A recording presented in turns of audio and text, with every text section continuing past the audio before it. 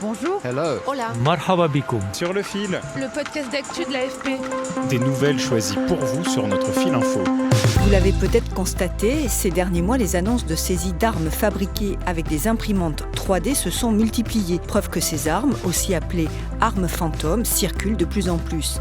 Des ghost guns, on en retrouve aux quatre coins de la planète, de la Finlande à l'Australie en passant par la Belgique et bien sûr en France. Le phénomène n'est pas nouveau, mais l'impression 3D a rendu encore plus facile la fabrication de ces armes artisanales faites à domicile. La menace grandit au fur et à mesure que la technologie avance et elle progresse rapidement. Pour faire le point sur les défis que les armes fantômes posent aux régulateurs, nous avons invité Nicolas Florquin, directeur de recherche au Small Arms Survey à Genève. Son organisation étudie la violence par arme à feu et conseille les États sur les moyens de combattre les trafics. Un épisode préparé par Pierre Moutot. Sur le fil.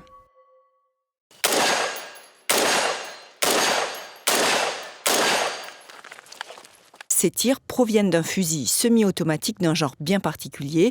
Il a été presque entièrement fabriqué à partir de bobines de filaments plastiques sur une imprimante 3D à moins de 200 €. Fabriqués à domicile grâce à des manuels trouvés sur Internet, ces fusils et pistolets artisanaux échappent à tout contrôle légal, comme l'explique Nicolas Florquin. Les ghost guns, c'est un terme utilisé en fait pour les armes qui n'ont pas de numéro de série unique. C'est une arme qu'on ne peut pas tracer, on ne peut pas déterminer grâce à un numéro de série le dernier détenteur légal. Donc c'est un petit peu ça qui justifie cette terminologie en termes de difficulté d'enquêter sur ces armes si elles sont utilisées dans un crime par exemple. En 2013, un étudiant américain, ardent défenseur du port d'armes, un droit inscrit dans la Constitution américaine, met en ligne gratuitement sur Internet des plans pour réaliser la première arme à feu imprimable en 3D, le Liberator. D'apparence rudimentaire, l'arme est capable de tirer un seul coup à la fois et a une fâcheuse tendance à exploser dans la main du tireur. Mais ce n'était que le début de l'histoire. Ce qu'il faut savoir, c'est qu'il y a quand même des groupes en ligne de passionnés. Et donc, ces enthousiastes vont s'entraider en ligne pour partager les meilleures pratiques, comment résoudre certains problèmes. Et en fait, partager leurs connaissances, ce qui permet aux membres de ces réseaux d'arriver à des résultats assez probants. Avec cette entraide en ligne, on voit que beaucoup de gens s'y intéressent et arrivent à produire des armes performantes.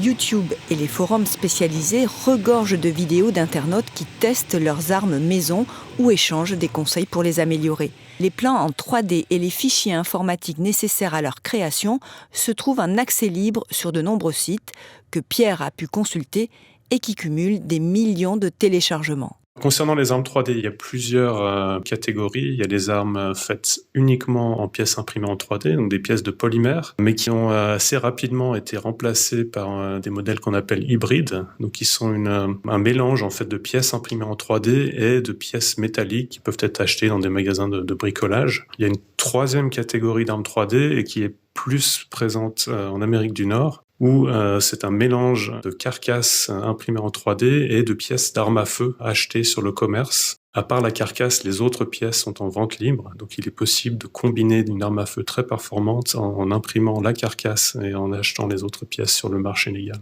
On a tous vu des séries où l'enquêteur muni de l'arme du crime se rend chez l'armurier pour retrouver la personne à laquelle elle a été vendue. Et ça, c'est possible justement grâce à ces numéros de série. C'est aussi moins traçable, sachant que les carcasses sont justement les pièces qui normalement ont un numéro de série, qui donc, via l'impression 3D, on peut se débarrasser de ce numéro de série et donc obtenir une arme performante, mais beaucoup plus difficile à tracer pour les autorités. Peu coûteuse, moins facilement traçable et plus facile à assembler que d'autres types d'armes à feu illégales, ces armes fantômes connaissent un succès grandissant. Selon le département de la justice américaine, les saisies de ghost guns imprimées en 3D sont passées d'environ 1600 en 2017 à près de 11 000 en 2023, avec même un pic à 19 000 en 2021. des groupuscules, on va dire, d'extrême droite ou d'extrémisme terroriste, on va dire, ont un intérêt pour ces types d'armes. Mais on va dire que la majorité, ce sont pour l'instant des personnes enthousiastes sur l'impression 3D et qui essayent d'utiliser ces technologies pour se poser le défi de créer des armes à feu. Quand on les voit aux mains de groupes terroristes, c'est plutôt dans des images de propagande, on va dire, où elles sont placées au milieu d'une photo pour montrer leur possession de ce type d'armes. Ça semble être un symbole de prestige. C'est aussi des armes qui ont l'air dangereuses. C'est des armes qui ressemblent à une arme automatique avec un gros chargeur et qui donc sont assez impressionnantes. Mais il faut quand même savoir qu'il faut comme une grande pratique pour arriver à maîtriser cette impression. En 2020, un utilisateur anonyme publie un fichier sur la plus grande base de données de plans de fabrication d'armes en 3D. Les schémas qu'il contient annoncent une révolution dans le petit monde des ghost guns.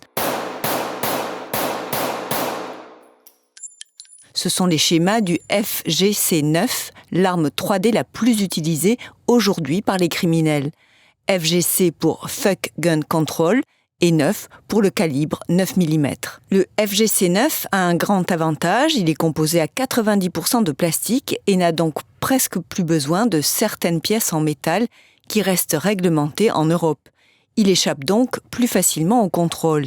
Le succès est immédiat et les conséquences ne se font pas attendre, y compris en France, où une opération de police a mis à jour en février un réseau de trafic d'armes en 3D, impliquant aussi la Belgique. Parmi les armes saisies, les fameux FGC9. Écoutez Nicolas Bessonne, le procureur de la République de Marseille, qui présente les armes saisies. Une des armes vendues, qui est un 9 mm, donc avec un pouvoir létal très fort, cette arme répondait au doux nom de Fuck Gun Control 9 mm. Donc vous voyez, tout un programme. Plusieurs personnes qui ont été ciblées à Roquebrune-sur-Argent, dont une qui, tout en étant à ce stade présumée innocente, est considérée comme le leader de cette organisation et de ce trafic, puisqu'il les fabriquait et il les commercialisait. Ce qui avait mis les gendarmes sur la piste de ce réseau, c'est un incident survenu à Marseille quelques mois plus tôt. Le 11 juin 2023, 2 personnes ouvrent le feu sur un groupe d'hommes près du Vieux-Port, sans faire de victimes. Près de la voiture calcinée avec laquelle les attaquants se sont enfuis, les policiers retrouvent un fusil imprimé en 3D. Vous l'avez deviné, il s'agit du FGC9. Mais alors, comment lutter contre des armes intraçables ? Concernant les armes 3D, il y a quelques États qui ont essayé d'adopter des législations spécifiques, notamment pour interdire la possession de plans pour les fabriquer. Sur un plan plus opérationnel, il y a aussi des développements intéressants concernant le traçage des armes sur la base des résidus de tir. Par exemple, des petites pièces de polymère qui seraient laissées sur une scène de crime et qui permettent éventuellement d'identifier l'imprimante qui a été utilisée pour fabriquer cette arme. Pour Nicolas Florquin, les armes imprimées en 3D ne sont d'ailleurs qu'une petite partie du problème de plus en plus important posé par des armes artisanales qui échappent à tout contrôle. Il peut s'agir de simples pistolets d'alarme conçus pour des tirs de munitions à blanc, transformés en armes réelles, d'explosifs artisanaux ou encore tout simplement du détournement de drones commerciaux en drones de guerre armés. Ce qui pose de nouveaux problèmes de régulation et force les États à repenser le contrôle des armes. Merci de nous avoir écoutés. Je suis Emmanuelle Bayon. Sur le fil revient demain. Si vous avez aimé cet épisode, alors n'hésitez pas à vous abonner.